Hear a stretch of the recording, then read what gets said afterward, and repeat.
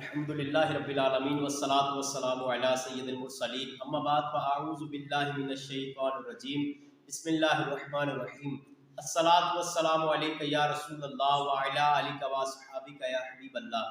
السلام علیکم ورحمۃ اللہ وبرکاتہ۔ ناظرین، میں آپ کا ہوسٹ محمد یوسف اتاری، آپ دیکھتے ہیں میرے چینل MYV اسلامک کے نام سے۔ میں اس وقت موجود ہوں مولانا محمد عنایت رضا اتاری صاحب کے ساتھ۔ السلام علیکم ورحمۃ اللہ، کیا حال ہے؟ خیریت سے؟ عید مبارک آپ کو۔ ماہ رمضان ہم سے رخصت ہو چکا، برکتوں والا مہینہ ہم سے رخصت ہو چکا، مگر ماہ شوال المکرم اور عید الفطر کا دوسرا دن ہے۔ تو آج انشاءاللہ جس ٹاپک پر ہم بات کریں گے مولانا عنایت رضا قادری صاحب کے ساتھ، وہ ہے شوال المکرم کے جو 6 روزے ہیں، اس کے متعلق انشاءاللہ کچھ ہم معلومات حاصل کریں گے۔ اچھا عنایت بھائی، یہ ارشاد فرمائیں، ماہ شوال کے جو 6 روزے ہیں اس کی کیا فضیلت ہے؟ نحمده ونصلي ونسلم على رسوله الكريم اما بعد فاعوذ بالله من الشیطان الرجیم بسم اللہ الرحمن الرحیم۔ یوسف بھائی، الحمدللہ ماہ رمضان بہت اچھے انداز میں گزرا، اللہ پاک اس کی نیکیاں قبول فرمائے۔ آمین۔ اور آج عید الفطر کا دوسرا دن ہے، اللہ تعالیٰ تمام مسلمانوں کو اس کی خوشیاں دیکھنا نصیب فرمائے۔ ماہ شوال یہ بہت ہی اہمیت والا اور فضیلت والا مہینہ ہے۔ پیارے آقا علیہ الصلوۃ والسلام کو رمضان کے بعد جس مہینے سے پیار تھا وہ ماہ شوال۔ اتنا پیار پیارے آقا علیہ الصلوۃ والسلام فرماتے تھے ماہ شوال سے۔ اس کے اندر 6 روزے رکھے جاتے ہیں اور امت مسلمہ کے اکثر لوگ یہ رکھتے ہیں۔ تو بعض لوگوں کے ذہن میں یہ خیال ہوتا ہے کہ اس کی کیا فضیلت ہے، ہم کیوں رکھیں یہ روزے؟ تو یاد رکھیے، پیارے آقا علیہ الصلوۃ والسلام کا ارشاد گرامی ہے، مسلم شریف کے اندر روایت موجود ہے۔ حضور علیہ الصلوۃ والسلام نے ارشاد فرمایا، من صام رمضان ثم اتبعه 6 من شوال فكأنه صام الدهر۔ پیارے آقا علیہ الصلوۃ والسلام نے ارشاد فرمایا کہ جس نے رمضان کے روزے رکھے اس کے بعد 6 شوال کے روزے رکھے، اور فرمایا کہ اسی طرح اس کا عمل رہا کہ 6 روزے شوال کے وہ رکھتا رہا، فرمایا وہ اس طرح ہے جیسے اس نے زمانے بھر کے روزے رکھے۔ یعنی کوئی پوری زندگی، پورا زمانہ ایک روزے رکھتا رہے، اس کو یہ فضیلت حاصل ہوتی ہے۔ یہ فضیلت بھی حضور علیہ الصلوۃ والسلام نے بیان فرمائی، صحیح مسلم کے اندر روایت موجود ہے، حدیث پاک ہے۔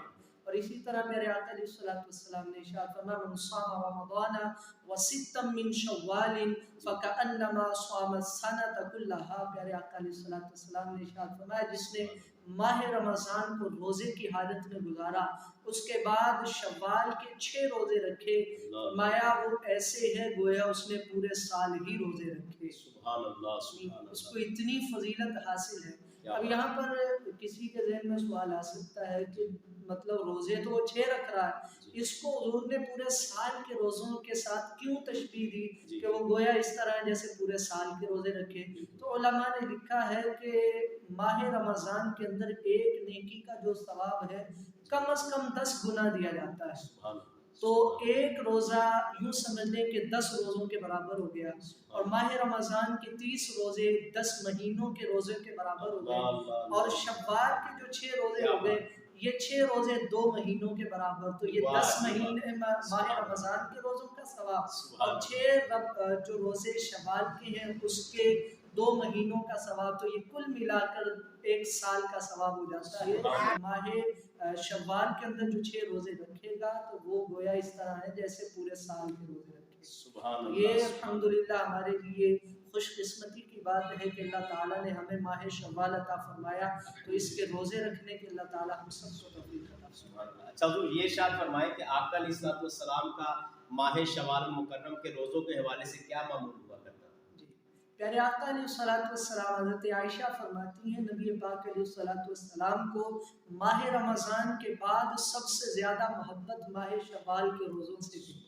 یعنی آپ ماہ رمضان میں بھی روزے رکھا کرتے، اس کے بعد جب شوال کا مہینہ آتا تو اس میں بھی آپ روزے رکھا کرتے تھے۔ اور اس میں ایک میں کنسیپٹ کلیئر کرتا چلوں کہ ماہ شوال میں چونکہ پہلا دن عید الفطر کا ہوتا ہے، اور پہلے دن چونکہ عید ہے اور عید والے دن روزہ رکھنا یہ شریعت محمدیہ صلی اللہ علیہ وسلم کے اندر جائز نہیں. تو پہلی تاریخ کے علاوہ جب بھی آپ روزے رکھیں گے اس کی فضیلت اور اس کا ثواب آپ کو مل جائے گا. اچھا یہ روزے جو ہیں یہ ترتیب کے ساتھ رکھ سکتے ہیں، یعنی کہ عید کے دوسرے دن رکھا ہم نے روزہ، پھر ایک ساتھ ہی رکھیں یا اس کے علاوہ بیچ میں چھوڑ بھی سکتے ہیں، دن چھوڑ کر پھر رکھ لیں؟ 6 روزے پورے مہینے میں مکمل کر لیں. ترتیب تو مستحب علماء نے لکھا ہے کہ ترتیب کے ساتھ رکھے گا تو مستحب ہے، لیکن اگر کوئی بندہ مثال کے طور پر وہ نہیں رکھ پایا کہ لگاتار وہ 6 روزے نہیں رکھ پایا تو اس کو اجازت ہے کہ وہ ماہ شوال میں جب چاہے اپنے 6 روزے پورے کر لے، اس کو یہی فضیلت حاصل ہو. سبحان اللہ. اچھا علامہ صاحب یہ ارشاد فرمائے کہ بعض لوگ کہتے ہیں یہ روزے رکھنا بدعت ہے، مکروہ ہے، یہ روزے نہیں رکھ سکتے، تو اس حوالے سے آپ کیا فرمائیں؟ اصل میں دیکھیں مکروہ کا جو تعلق ہے نا، تو امام احمد بن حنبل رضی اللہ تعالیٰ عنہ سے ایک روایت وہ دلیل دیتے ہیں کہ ایک روایت ان سے موجود ہے، انہوں نے مکروہ لکھا ہے. تو اب اس کا جو علماء نے جواب دیا وہ یوں کہ سب سے پہلے تو بات یہ ہے کہ یہ روزے رکھنا اس کے فضائل بخاری و مسلم شریف کے اندر آئے، پھر ابو داؤد شریف کی حدیث پاک بھی میں نے بیان کی. تو حدیث کے اندر آ جانا اس بات کی دلیل ہے کہ یہ بدعت تو نہیں ہے. اور رہی بات مکروہ ہونے کی، تو مکروہ ہونے سے تعلق اس طرح امام احمد بن حنبل نے جوڑا ہے، وہ ان کے دور میں یہ معمول ہو چکا تھا کہ لوگ جب روزے رکھتے تھے اس کے بعد وہ لوگوں کی دعوتیں کرتے اور پھر اسی طرح 6 روزے رکھنے کے بعد 7ویں دن جس طرح ہم ماہ رمضان کے بعد عید مناتے ہیں وہ اسی طرح عید منانا شروع انہوں نے کر لیا تھا. تو اس وجہ سے امام احمد بن حنبل نے کہا کہ اس طرح کرنا مکروہ ہے کہ عید صرف ماہ رمضان کے بعد ایک ہی دن ہوتی ہے، اس کے بعد جو شوال کے روزے رکھے پھر عید منائیں، تو اس طرح شریعت میں اجازت نہیں ہے. اس وجہ سے انہوں نے مکروہ کہا، ورنہ ان کا قطعی طور پر یہ ذہن نہیں تھا اور یہ مذہب بھی نہیں ہے ان کا کہ ماہ شوال کے روزے رکھنا مکروہ ہے، بلکہ وہ بھی اس کو سنت ہی قرار دیتے ہیں، لیکن چند وجوہات کی بنا پر انہوں نے اس کو مکروہ لکھا. ٹھیک ہے. اچھا حضور یہ ارشاد فرمائیں کہ ماہ شوال مکرم کے علاوہ بھی ہم اور مہینوں میں بھی روزے رکھ سکتے ہیں؟ آپ کا علیہ السلام کا کیا معمول تھا؟ ہفتے میں روزہ رکھتے تھے، مہینے میں رکھتے تھے، کیا آپ کا معمول رہا؟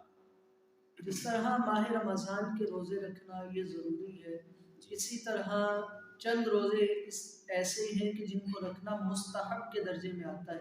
جیسے یہ مستحب کی ذرا تھوڑی سی وضاحت کرتے ہیں، مستحب کیا ہے؟ آپ نے پہلے بھی ذکر کیا تو مستحب کا کچھ تھوڑا سا وضاحت فرمائیں. مستحب وہ کام ہوتا ہے کہ جس کو کرنے پر رب ذوالجلال بھی راضی ہوتا ہے، اس کا حبیب بھی راضی ہوتا ہے. یعنی اس کام پر آپ کو بغیر دلیل کے آپ یہ عمل کریں گے تو انشاءاللہ ثواب ملے گا. اس کو مستحب کہتے ہیں. یعنی یہ علماء کے نزدیک بھی جو ہے اس کام کا ثواب ہوتا ہے، اسی طرح رب ذوالجلال بھی اس پر راضی ہوتا ہے. تو ہر وہ کام جس پر رب ذوالجلال کی رضا حاصل ہو، حضور باکمال صلی اللہ علیہ وسلم کی رضا حاصل ہو، اس کو مستحب کہتے ہیں. تو چند روزے اسی طرح مستحب کے درجے میں آتے ہیں. اور ویسے 5 دن ایسے ہیں شریعت کے اندر جن کے علاوہ پورا سال روزے رکھنا یہ جائز ہے. اب جیسے عید الفطر کا ایک دن، اس میں روزہ نہیں رکھ سکتے. اسی طرح جو ذی الحجہ کے 4 دن ہوتے ہیں 10 11 12 اور 13، ان 4 دنوں کے اندر روزہ نہیں رکھ سکتے. اس کے علاوہ جتنے بھی ایام ہیں ان میں روزہ رکھنا شرعاً جائز ہے. اگر کوئی رکھے گا ثواب کا باعث ہے، ثواب ملے گا. پیارے آقا علیہ الصلوۃ والسلام سے صحابہ کرام نے عرض کی، یا رسول اللہ آپ کا معمول ہے، ہم آپ کو دیکھتے ہیں کہ آپ ہر پیر اور جمعرات کو روزہ رکھتے ہیں، اس کی کیا مطلب؟ تو پیارے آقا علیہ الصلوۃ والسلام نے بڑی پیاری حدیث پاک ہے فرمایا کہ میں صحابہ اس لیے روزہ رکھتا ہوں کیونکہ اسی دن یعنی پیر والے دن اللہ تبارک تعالیٰ نے مجھے دنیا میں مبعوث فرمایا، تو میں اپنے آنے کی خوشی مناتا ہوں اور اپنے آنے کا شکر بجا لانے کے طور پر، رب ذوالجلال کا شکر بجا لانے کے طور پر میں یہ روزے رکھا کرتا ہوں. کیا بات! ماشاء اللہ ناظرین بہت ہی اچھی گفتگو فرما رہے تھے مولانا عنایت رضا قادری صاحب ماہ شوال المکرم کے جو 6 روزے ہیں اس حوالے سے، اور پیارے آقا علیہ الصلوۃ والسلام کا کیا معمول تھا ماہ شوال المکرم میں. یعنی کہ یہ پتہ چلا کہ ماہ شوال میں روزہ رکھنا سنت مبارکہ بھی ہے. ایسے ہی حضور ماشاءاللہ. اور پیارے آقا علیہ السلام اپنا جشن ولادت بھی روزہ رکھ کر منایا کرتے تھے، اللہ کا شکر ادا کیا کرتے تھے. اللہ رب العزت ہم سب کو بھی یہ نیکیاں کرنے کی توفیق عطا فرمائے، اور ماہ شوال المکرم کے زیادہ سے زیادہ روزے رکھنے کی، بالخصوص یہ 6 روزے رکھنے کی اللہ پاک ہم سب کو توفیق عطا فرمائے. بہت ہی پیاری گفتگو فرمائی مولانا عنایت رضا قادری صاحب نے. حضور بہت شکریہ، جزاک اللہ خیر. اللہ آپ کو برکت عطا فرمائے. اپنے میزبان محمد یوسف اتاری کو اجازت دیجیے. دیکھتے رہیے میرا چینل MYA اسلامی کے نام سے. اللہ آپ کا حامی و ناصر ہو. السلام علیکم ورحمۃ اللہ وبرکاتہ.